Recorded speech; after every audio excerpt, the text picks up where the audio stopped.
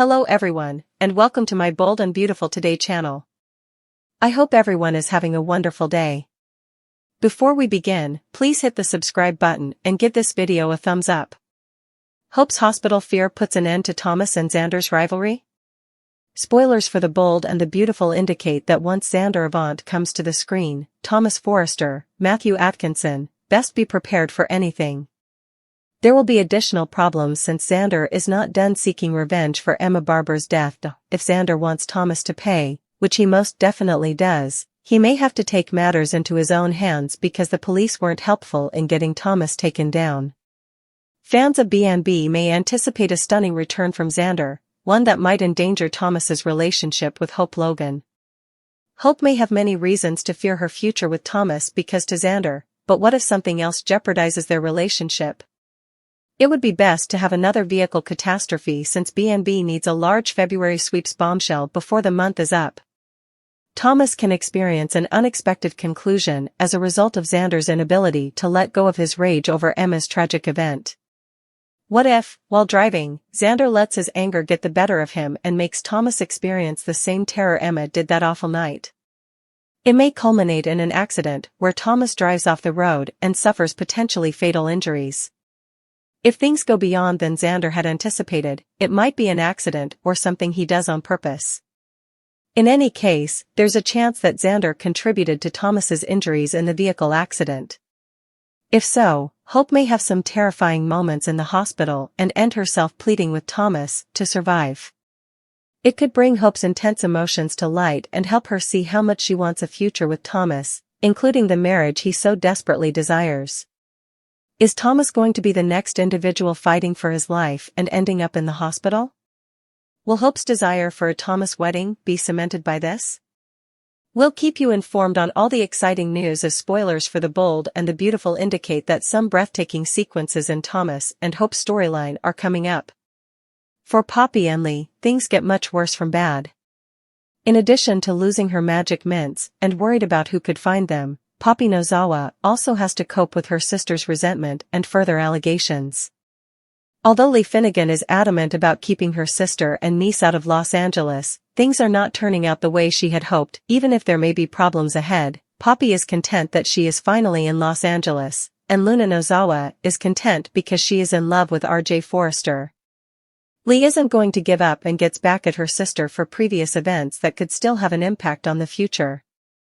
At the beach home, the sisters are fighting, with Lee being enraged that Poppy has so casually inserted herself into the lives of both Forrester and Spencer. Poppy is sick of Lee's allegations and certain she won't ruin Lee's life, but it doesn't make Dr. Finnegan any less of a pain. If her sister stays in town, she understands that anything can happen to her life at any time. The fact that Luna is dating a Forrester further exacerbates the situation. It could be time for Brooke Logan and Ridge Forrester to consider getting married after attending Donna Logan and Eric Forrester's most recent wedding. They have been engaged to each other for the nth time since last summer, but they haven't given their own future any thought since they are so preoccupied with fashion trends and the romantic relationships of their relatives. Now, though, is the perfect occasion to do just that as they spend some quality time together in Eric's office. They have a great deal of planning and much to consider. Before Hope Logan consents to have Thomas Forrester put the necklace ring on her finger, we're sure Brooke would want to ask Ridge to engrave it.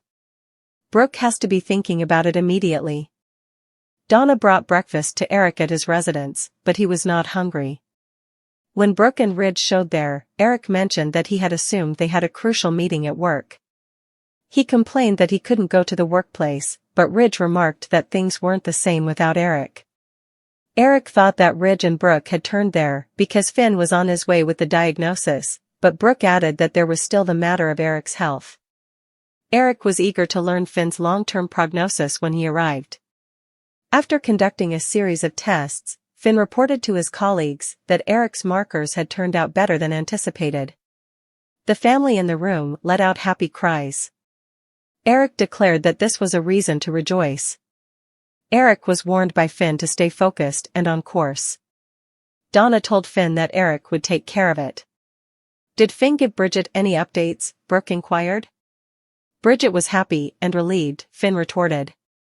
Donna disclosed that Eric had gotten up early to continue drawing, indicating that he was prepared to develop and create. Eric responded that he was still willing to take a nap. Ridge declared that he had impressed the medical community. Finn claimed that Eric had done his share of the job, even though Brooke acknowledged all of his hard work. Then Eric said, "No, Finn, you saved my life." Eric committed to living it to the fullest. Later, after Finn had left, Eric said that, following his difficult period, a great weight had been lifted off his shoulders. Donna concluded that Eric should take a nap. But the news exhilarated Eric too much.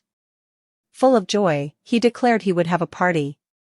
Donna mentioned that although everyone was experiencing excitement, Eric should ease up. While Brooke supported Donna, Ridge took Eric's side. That night, Eric wanted to do it. He desired to commemorate both his recuperation and Donna, who was the primary motivator behind it. He invited the Logan sisters and RJ and promised to keep it small.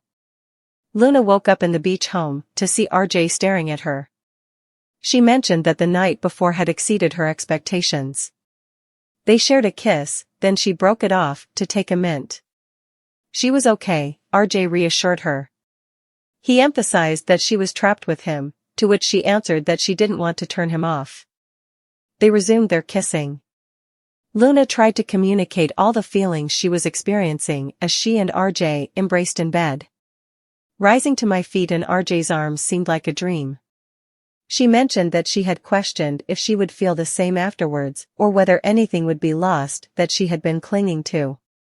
She didn't feel like she was losing anything, rather, she felt more like a woman.